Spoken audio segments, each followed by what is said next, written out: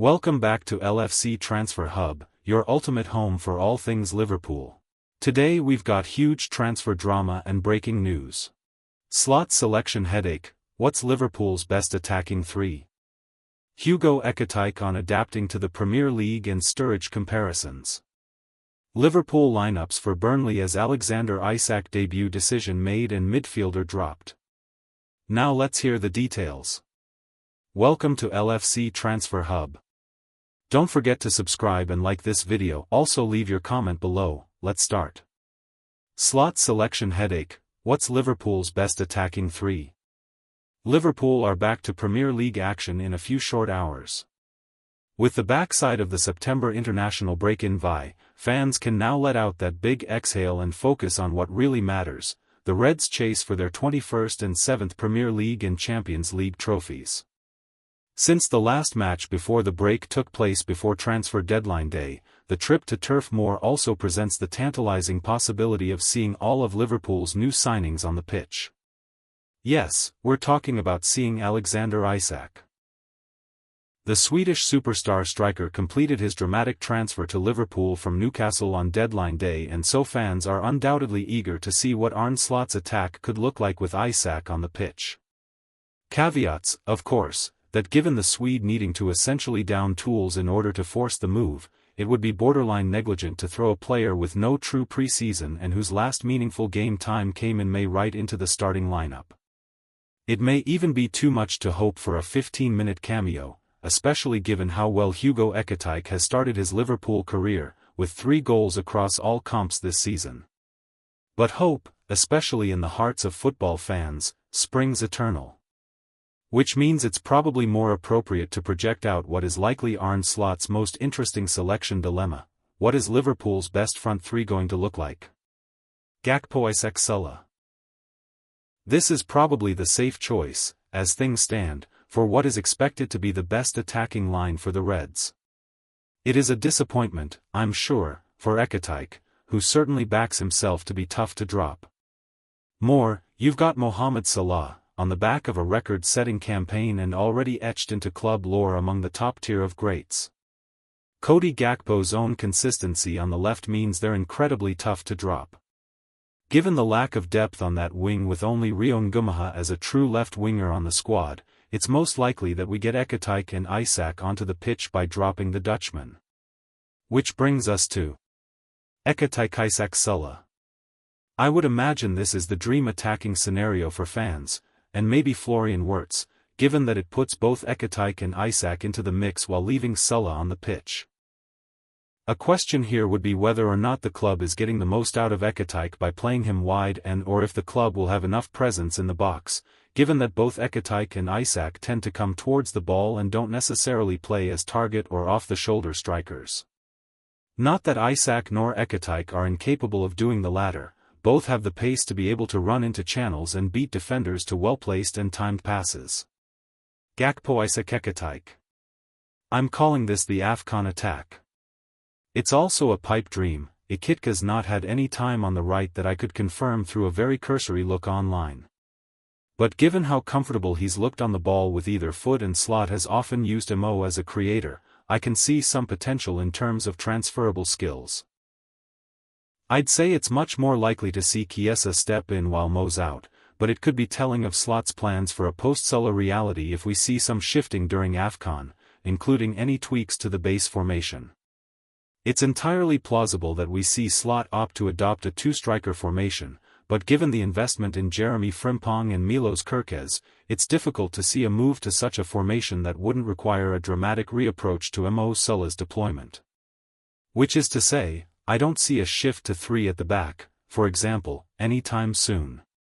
These thought experiments are enjoyable in that, for me, the stakes are low. It's basically trying to talk through a puzzle. Slot's job, and the prospects of Liverpool Football Club continuing to be a club that challenges on all fronts beyond the Mohamed Salah era, hinges on his ability to undo this particular knot. It's the type of problem that is certainly preferable in that having more weapons to choose from. Having a selection dilemma at all, is something to aspire to.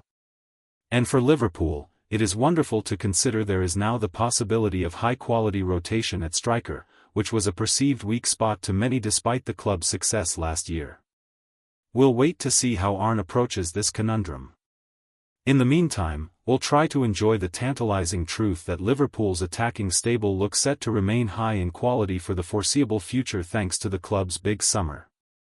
Here's hoping that the necessary adjustments and appropriate balance in the team is found to ensure that the club can make good on the presumption that this was the best transfer haul this year and, as far as Liverpool are concerned, among the best windows in club history.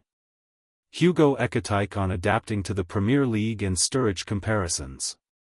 Of all the new recruits to Liverpool this summer, Hugo Ekitike has had arguably the best start to his Anfield career. The France international has already scored 3 goals in his first 3 games, making him the first player to achieve that feat since Daniel Sturridge in 2013.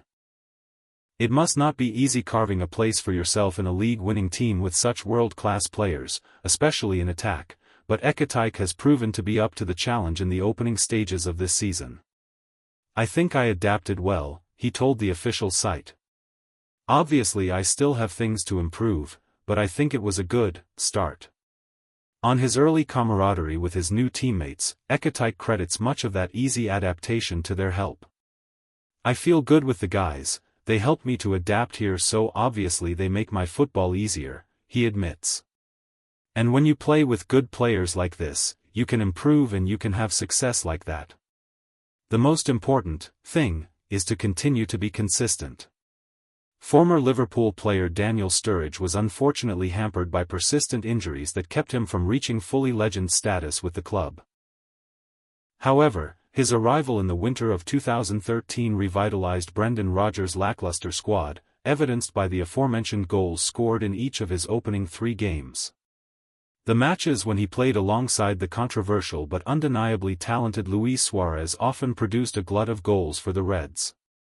On the comparison to predecessor, Ekitike says, "It's good to be compared to Sturridge. I know he has been a great player here at Liverpool, so it's good and I want to do my best to do better than him. My mindset is, play with the best players in the world. It helps you to get better. All together, all the players, we are going to reach even a better level together." Ekitike is expected to start again on Sunday when Liverpool return from the international break to take on Burnley at Turf Moor.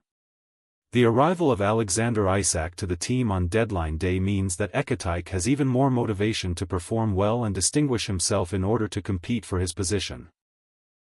"It's going to be tough competition, but I'm going to focus on performing well so that it's a problem for the manager," he said when the transfer was complete. Indeed, having 2 hungry, extremely talented players eager to show their worth will be a huge benefit to Arne Slot and the team, especially in the immediate future, as Liverpool are about to jump into both the Carabao Cup and the Champions League in the next week. Liverpool lineups for Burnley as Alexander Isak debut decision made and midfielder dropped. Liverpool returned to action today with all eyes on the new addition they made to their squad on transfer deadline day. The Reds signed off for the international break with a hard-fought 1-0 win over last season's title rivals Arsenal at Anfield. The defending champions then followed that statement of intent with another as they completed a British transfer record £125 million deal for Alexander Isak. Isak missed a lot of football as he attempted to force through his move from Newcastle United to Liverpool, so there is no guarantee he will start this afternoon's clash with Burnley at Turf Moor, 2 p.m. But the superstar Sweden striker is not the only selection dilemma for Arne Slot. So what is the Reds head coach to do? Ian Doyle. The beginning has ended. And now we are into the proper stuff as Liverpool resume their Premier League campaign at promoted Burnley this afternoon. What, though, is Reds boss Arne Slot to do? The big question is whether to start new £125 million man Alexander Isak. Fair to say, however, that it might be a while before we see the striker in the 11, so bench duty for him. In goal, it's Alisson Becker. Milos Kerkez can continue at left-back, although Andy Robertson should expect some starts soon, while Ibrahima Konate is fit enough to again partner skipper Virgil van Dijk at centre-back. With a number of right-backs now fit, Connor Bradley can step into the position. That said, Dominik Szoboszlai simply has to start, and with it probably wise to be careful with Alexis Mac Allister, the Hungarian can line up alongside Ryan Gravenberch at the base of the midfield with Florian Wirtz the number 10. Up top, Hugo Ekitike leads the line, with Cody Gakpo on the left and Mohamed Salah down the right. Theo Squires. Arne Slot has a shiny new striker to play with ahead of the trip to Burnley after the Reds finally brought in Alexander Isak in a club record £125 million move on deadline day. But even the most optimistic of supporters will know it is highly unlikely that the Swede is granted anything more than a debut cameo off the bench at Turf Moor. He boasts only 18 minutes of action since the final day of last season, after all, and spent most of the summer training on his own after going on strike at Newcastle United. As a result, the front four picks itself against the Clarets with Hugo Ekitike again leading the line, Cody Gakpo on the left and Mohamed Salah on the right. Florian Wirtz has come in for some unfair criticism after a quiet start to his Anfield career, but he keeps his place at number 10 too. Slot has the options to rotate out the German if he chooses, but after scoring a stunning free kick during the international break, fingers crossed the playmaker returns full of confidence and poised to make a more telling impact. Alisson is of course in goal, with Ibrahima Konate and Virgil van Dijk in front of him, Milos Kerkez at left back and Ryan Gravenberch at number 6. But there are tough decisions to make regarding the final two berths in the side. The informed Dominik Szoboszlai obviously starts, but does he get the nod at right back or in midfield? Connor Bradley and Jeremy Frimpong are now both back from injury, while Alexis Mac Allister completed 90 minutes for Argentina during the break as he steps up his own return. I was tempted to name an unchanged 11 from the side that beat Arsenal with Szoboszlai continuing at right back, but seeing as Mac Allister is reporting back from international duties in South America, the Hungarian can be restored to his favored midfield position with Bradley coming in at right back given that Frimpong has only just returned to training.